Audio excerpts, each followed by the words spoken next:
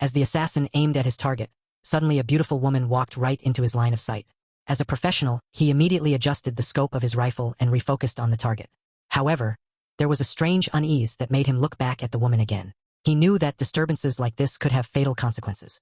He took a deep breath and checked his watch. The heart rate was at 65, a perfect condition. He gripped the trigger confidently and aimed with full concentration. So far, he has never fracased, never missed. But when the bullet was fired, something shocking happened.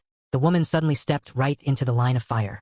The assassin was preparing to take the second shot, but the curtain was immediately drawn. The target vanished and the mission failed.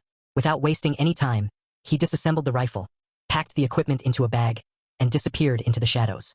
Once on the road, he hailed a taxi and headed straight to the airport. Before entering, he threw his last weapon into the trash. Just as he was about to board the plane, his phone rang, from his employer, asking in a cold and firm tone, "How could you fail?" But it wasn't over yet. His client wouldn't let this failure go just like that. John knew that, in the world of professional hitmen, failure meant one thing. Now he is the one being hunted. Without hesitation, he smashed the phone, removed the SIM card, and stomped on it until it was destroyed. No one could track him, but he remained alert. A man in dark glasses keeps staring at him. Suspicion arises. As soon as he landed, John booked a new flight using a fake identity. However, when he arrived at the next terminal, the same man was already there. Now he was sure he was being followed. He canceled the flight, booked a ticket for tomorrow morning, and hid in a hotel. The next day, he took another flight and finally arrived at his hideout. Getting into his car, he took a winding route through forests, fields, and quiet roads, constantly checking if anyone was following him. Finally arrived at his farmhouse. But there was something strange. Footprints on the ground.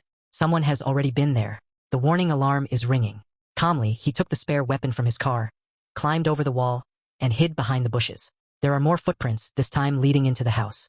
He checked every room, but there was no one. Only broken furniture and bloodstains, signs that a fight had occurred. Panic. He called his wife.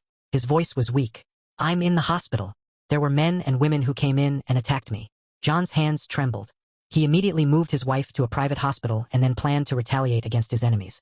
He took a shovel and started digging. As a hitman, he kept weapons, cash, and emergency supplies around his house. Now all of that will be used to eliminate anyone who stands in his way. And the game has just begun.